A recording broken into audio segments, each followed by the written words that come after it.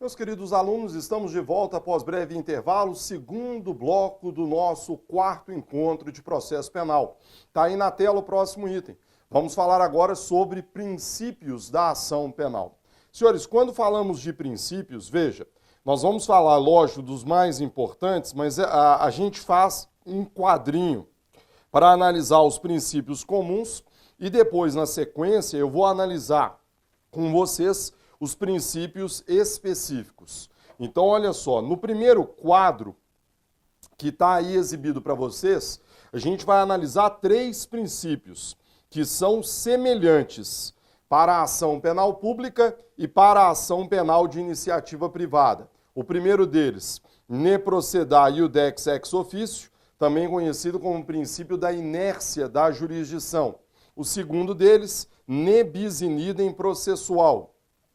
E depois, o princípio da intranscendência. Então, esses princípios são comuns.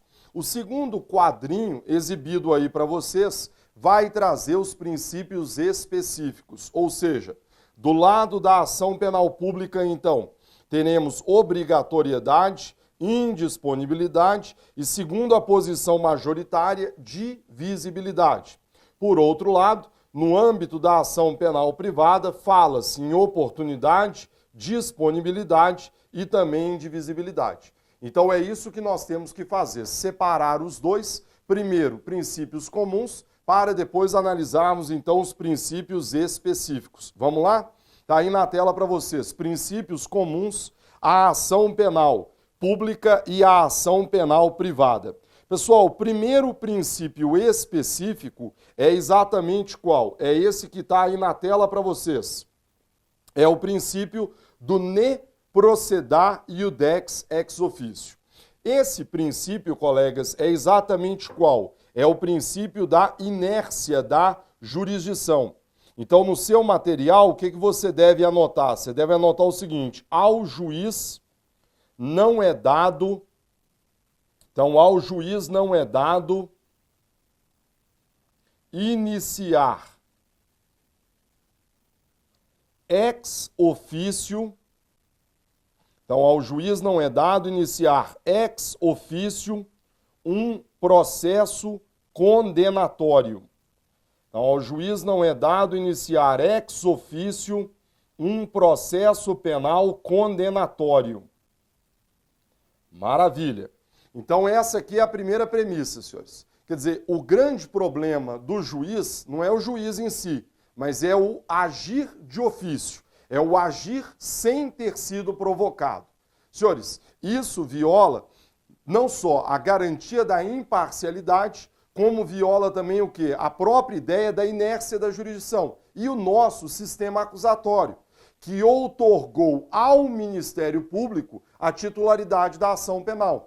Quer dizer, a partir do momento em que a Constituição diz são funções institucionais do Ministério Público promover privativamente a ação penal pública na forma da lei.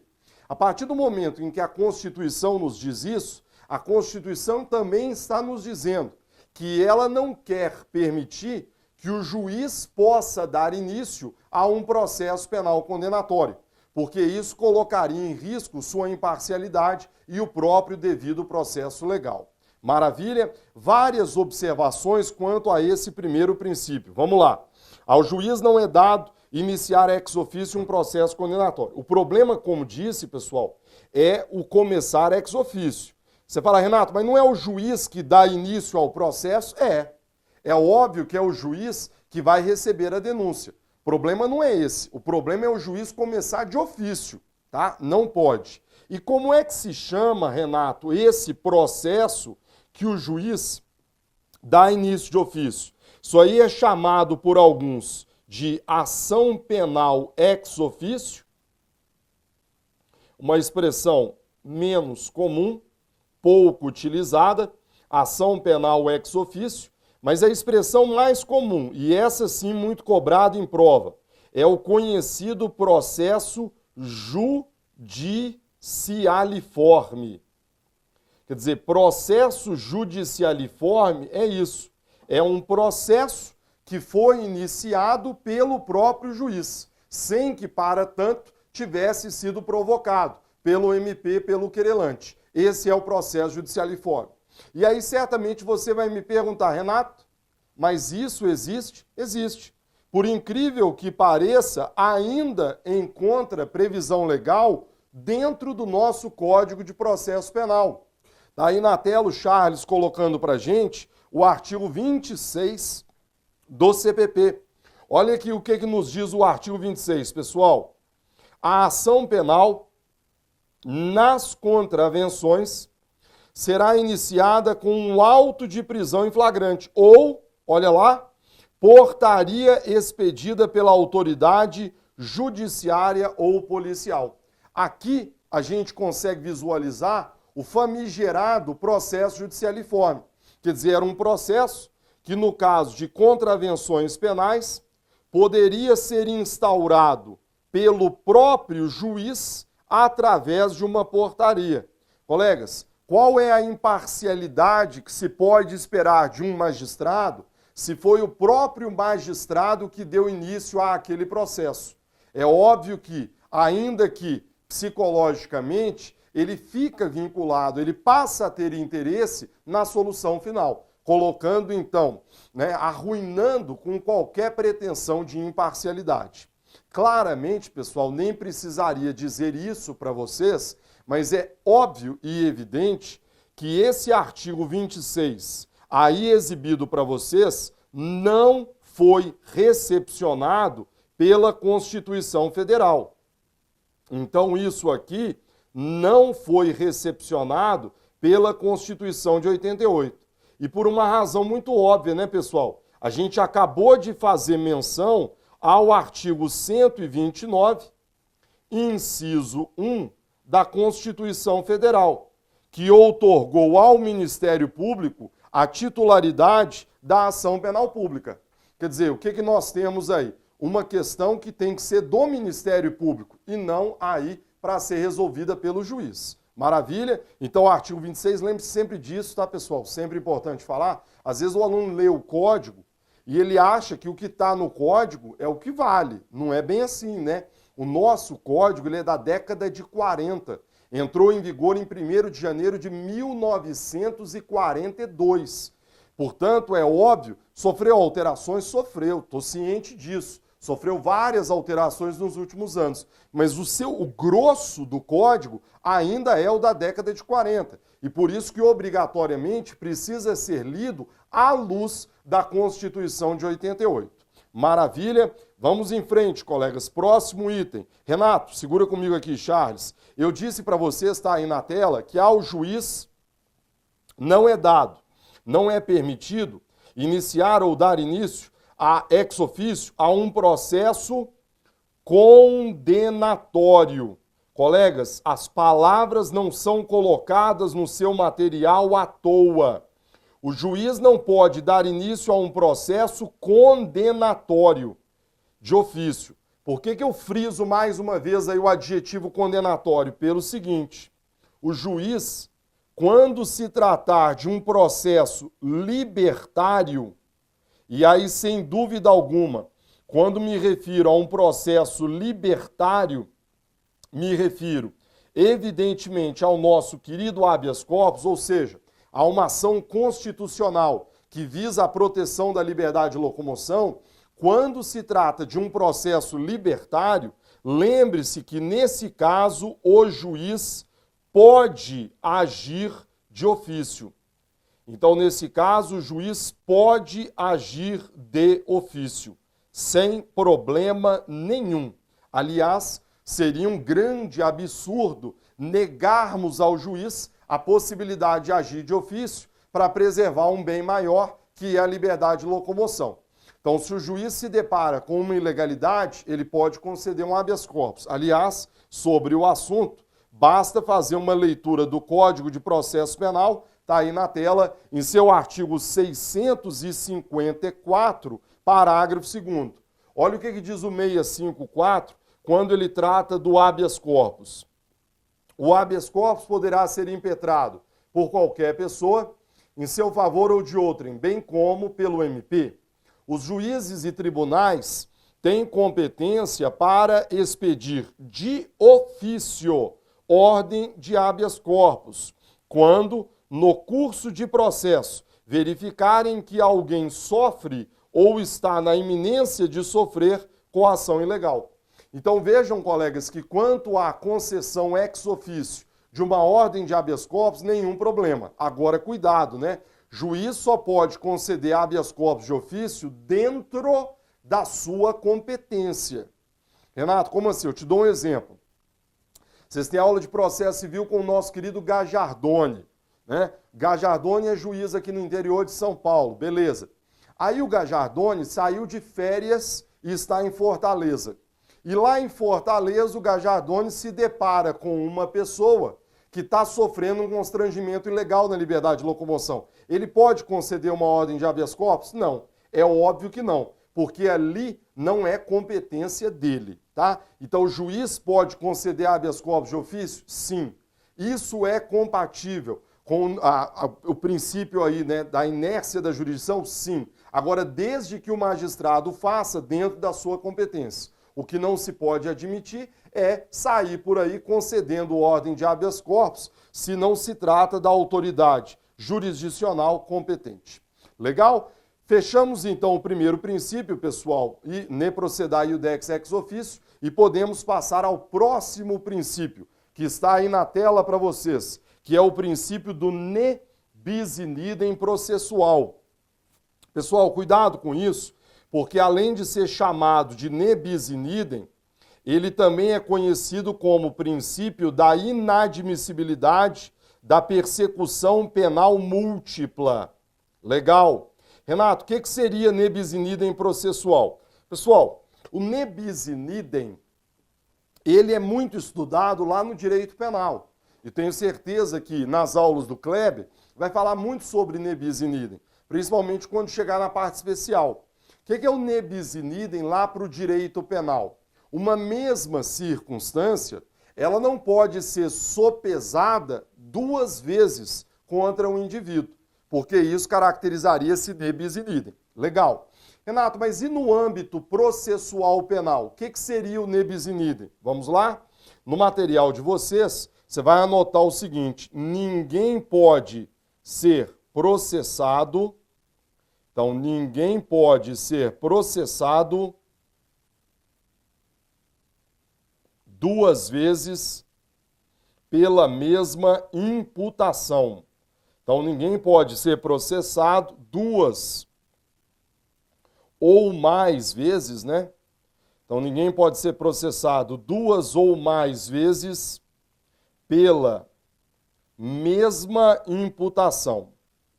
Colegas, várias observações importantes quanto a esse princípio do ne bis in idem processual. Esse princípio, ele claramente está relacionado a uma ideia de segurança jurídica, tá? Ou seja, o ordenamento parte do seguinte raciocínio: poxa, o cara já foi processado. O Estado, com todo o aparato que tem, colheu elementos de informação no inquérito, ofereceu denúncia, fizemos a instrução probatória, o cara foi absolvido? Ora, qual seria a segurança jurídica de todos nós se amanhã um novo processo pudesse ser instaurado contra ele versando sobre os mesmos fatos? Não pode. Então, por isso é que se trabalha com esse princípio. Está aí na tela, ninguém pode ser processado duas vezes pela mesma imputação. Esse princípio, colegas, é extraído de onde? Da nossa querida Convenção Americana sobre Direitos Humanos, que, como vocês bem sabem e verão nas aulas de constitucional com o nosso querido Novelino, tem, na visão do Supremo, um status normativo supralegal. Maravilha. Quer dizer, colocando-a abaixo da Constituição Federal, porém acima da legislação infraconstitucional. Então é um status normativo supralegal. Por que isso é importante? Porque o Código de Processo Penal precisa ser lido não apenas à luz da Constituição, mas também à luz da Convenção Americana. É o que o nosso querido professor Valério Mazzuoli chama de controle de convencionalidade. Está aí na tela para vocês a convenção. O acusado absolvido por sentença transitada em julgado não poderá ser submetido a novo processo pelos mesmos fatos. Então, pessoal, está aí a ideia básica do ne bis in idem processual, também conhecido como princípio da inadmissibilidade da persecução penal múltipla. Algumas observações pontuais para a gente poder concluir, poder avançar quanto a esse princípio aí. Primeira questão importante. Quando se fala, está aí na tela para vocês, em ne bis in idem processual, o que você precisa entender? Que ninguém pode ser processado 2 ou mais vezes pela mesma imputação. Colegas, cuidado amanhã na hora da prova, porque é nisso aqui que o examinador vai jogar a pegadinha para vocês. Renato, como assim mesma imputação isso? Tome cuidado porque se as imputações são idênticas, aí ele não pode ser processado de novo. Agora, cuidado, por quê? Porque se a imputação for diferente, aí uma nova denúncia pode ser oferecida. A gente costuma citar aí alguns exemplos, só para facilitar a sua compreensão. Imagine um exemplo, já caiu até numa prova. Eu fui denunciado como partícipe num crime de homicídio. Fui absolvido. Será que eu posso ser denunciado de novo pelo mesmo homicídio, porém agora na condição de executor do delito? Essa é uma pergunta, pessoal, que já caiu em mais de um concurso. E aí é onde você tem que tomar cuidado. Por quê?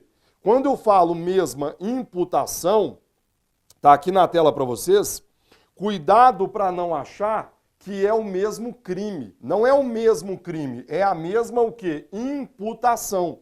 Quer dizer, imputar é atribuir a alguém a autoria ou participação em determinada infração penal. E você há de concordar comigo que uma coisa é uma imputação de participação em homicídio.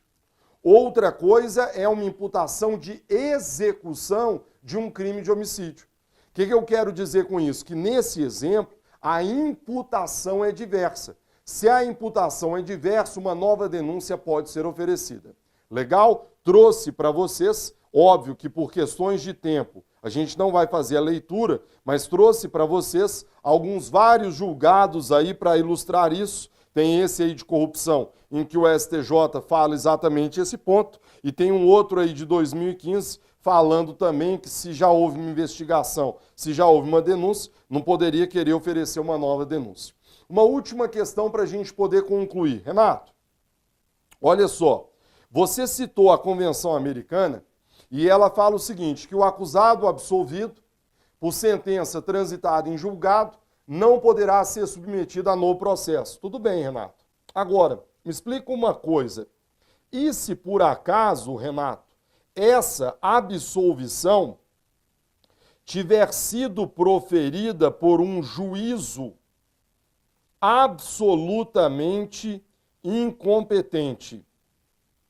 Então, e se por acaso essa absolvição tiver sido proferida por um juízo absolutamente incompetente? Será que essa decisão absolutória teria o mesmo valor? Sim ou não? Colegas, cuidado com isso e cuidado porque já falamos sobre isso, inclusive quando tratamos de arquivamento. Prevalece hoje na jurisprudência o entendimento que a decisão de um juízo incompetente, ainda que tal incompetência seja absoluta, ela é um ato válido, pelo menos enquanto a nulidade não for reconhecida.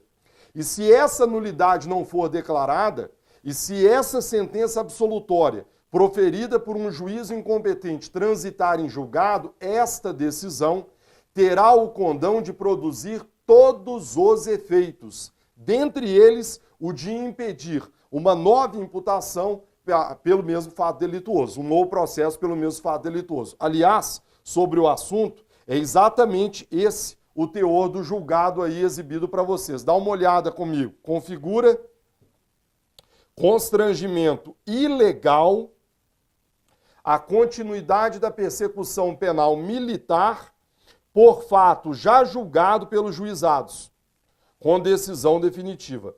Olha que legal isso aqui, ó. A decisão que declarou extinta a punibilidade, ainda que prolatada com vício de incompetência, é suscetível de transitar em julgado e produzir seus efeitos. A adoção do princípio do ne bis in idem pelo ordenamento penal complementa os direitos e garantias individuais previstos pela Constituição, cuja interpretação sistemática leva à conclusão de que o direito à liberdade, com apoio em coisa julgada material, há de prevalecer sobre o dever estatal de acusar. Então, o Supremo deixando bem claro que uma decisão absolutória, ainda que proferida por um juízo absolutamente incompetente, impede novo processo pela mesma imputação, sob pena, como vimos, de violação ao princípio do ne bis in idem processual.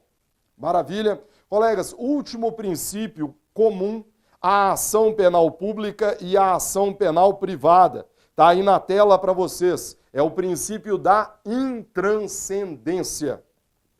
Aliás, um princípio que é estudado também no âmbito penal, vários aí, direitos falam de intranscendência. O que seria intranscendência para nós do processo penal quando estamos estudando a ação penal? Intranscendência é muito simples, pessoal. Você tem que entender o seguinte, o processo, a imputação, então a imputação não pode ir além, então a imputação não pode ir além, então a imputação não pode ir além da pessoa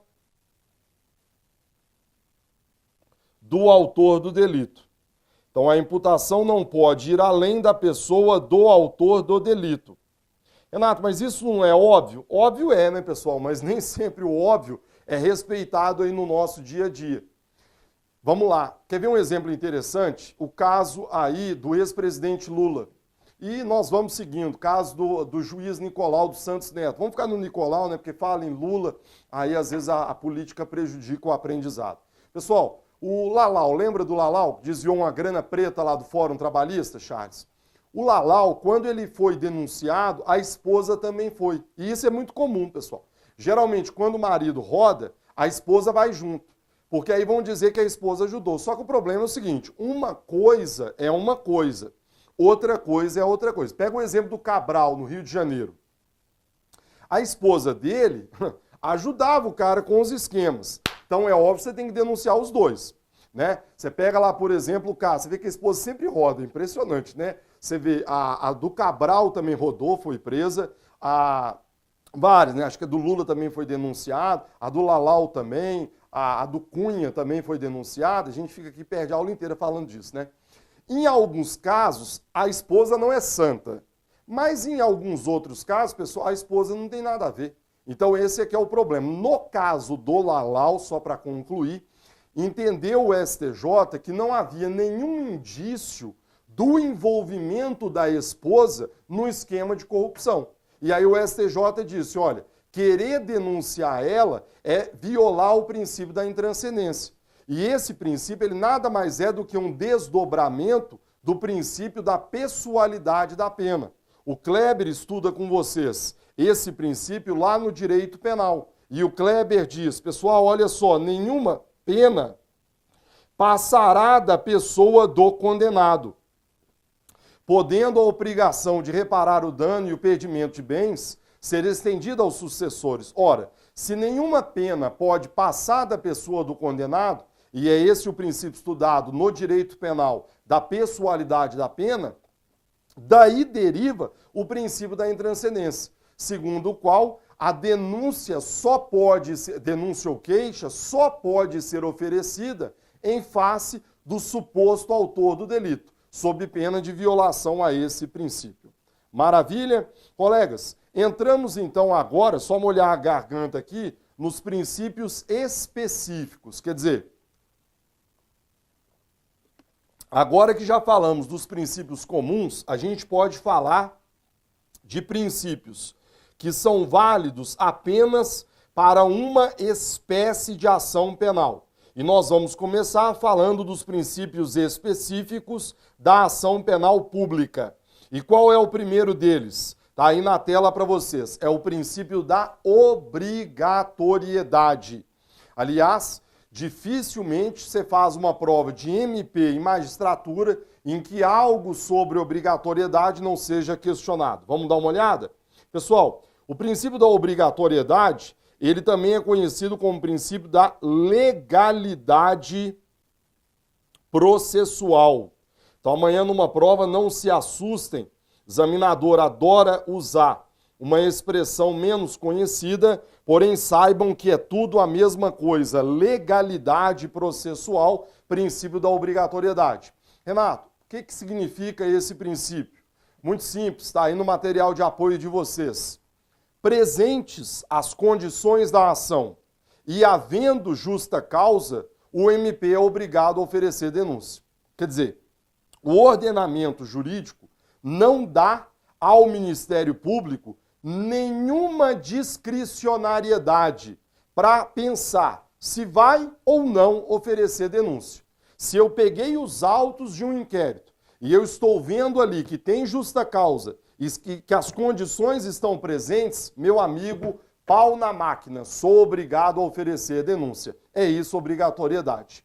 Trago para vocês o conceito, já colocado aí no slide. Então tá aí na tela, meu querido Charles. Presentes as condições, que logicamente sem elas eu jamais poderia oferecer denúncia, e presente justa causa, porque sem ela a minha denúncia seria rejeitada, o Ministério Público é obrigado a oferecer denúncia. Então essa, colegas, é a ideia básica do princípio da obrigatoriedade.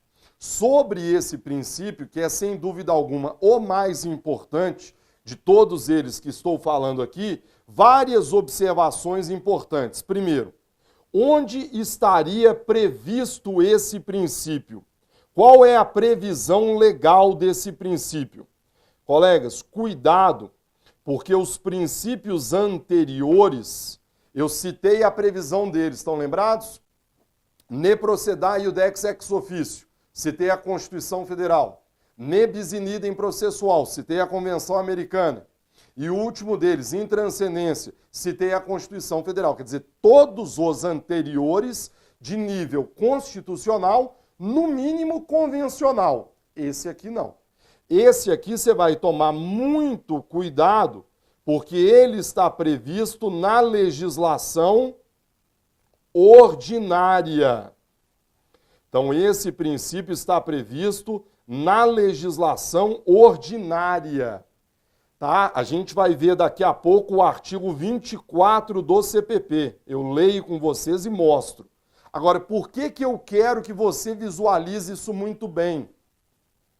Esse princípio da obrigatoriedade, ele não tem status constitucional. Ele não tem status convencional. Ele está lá no Código de Processo Penal, que é uma lei ordinária. Qual é a relevância disso? Total, sabe qual?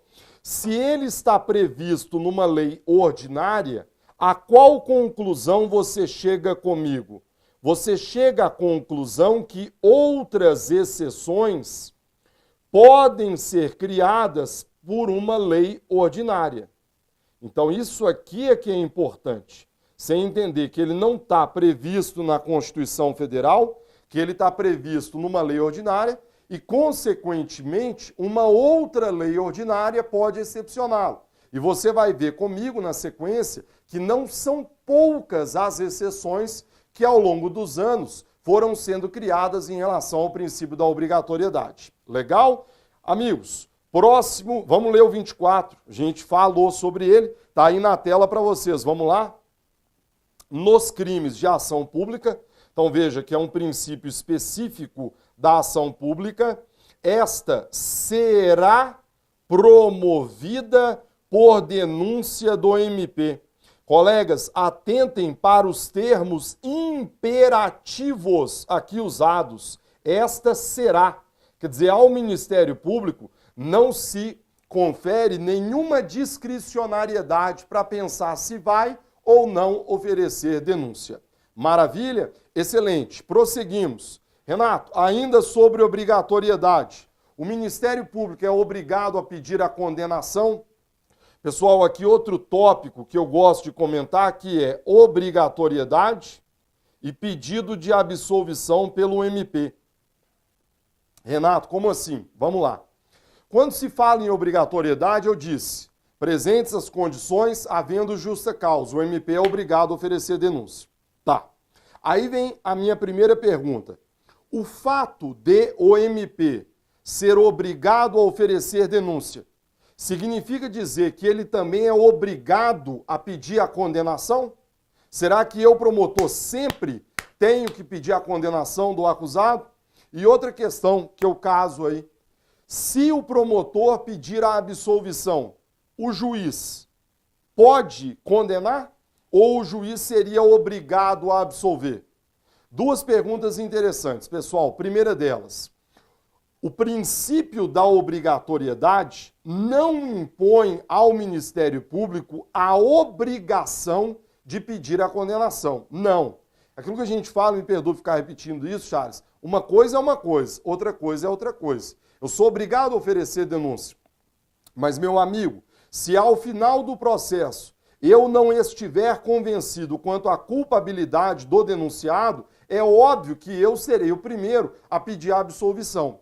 Lembre-se que o Ministério Público goza de independência funcional e você não é obrigado a condenar pessoas, você é obrigado a zelar pela correta aplicação da lei. Se não aprova, meu amigo, pede absolvição. Está aí na tela para vocês o 385, que confirma esse raciocínio. Olha só o que ele diz. Nos crimes de ação pública, o juiz poderá proferir sentença condenatória, ainda que o MP tenha opinado pela absolvição. Quer dizer, o dispositivo deixa claro que o Ministério Público goza de independência funcional e que, portanto, é livre para um eventual pedido absolutório. Legal. Aí vem a segunda pergunta que eu havia feito para vocês. Renato, se o Ministério Público pedir absolvição, o juiz é obrigado a absolver ou será que mesmo assim pode condenar? Colegas, cuidado com a pergunta, por quê? Duas posições. Há uma primeira corrente do nosso querido professor Auri Lopes Júnior, e o Auri, com o brilhantismo que lhe é peculiar, ele sustenta o seguinte: se o MP pediu a absolvição, o MP retirou sua pretensão acusatória. Logo, o juiz não poderia condenar, porque se o fizesse, o juiz estaria agindo de ofício, numa violação ao princípio do ne procedere iudex ex officio. Então essa é a opinião dele.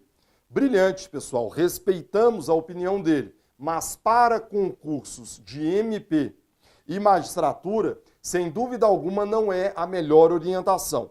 A melhor orientação é dizer o seguinte: o MP é livre para pedir absolvição? Sim, mas o juiz também é livre para condenar. Ou seja, o juiz, se a denúncia foi oferecida, ele já foi provocado.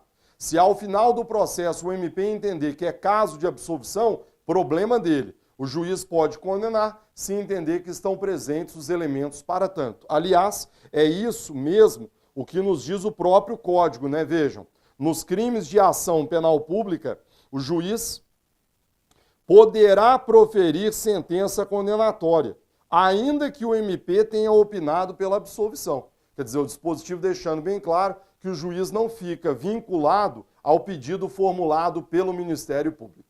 Maravilha? 34 minutos aí mais ou menos, né, Charles? Charles agora já nem me avisa mais com 30 minutos, quando dá 35, é que ele me lembra disso aí. Vamos fazer um break, a gente volta já já.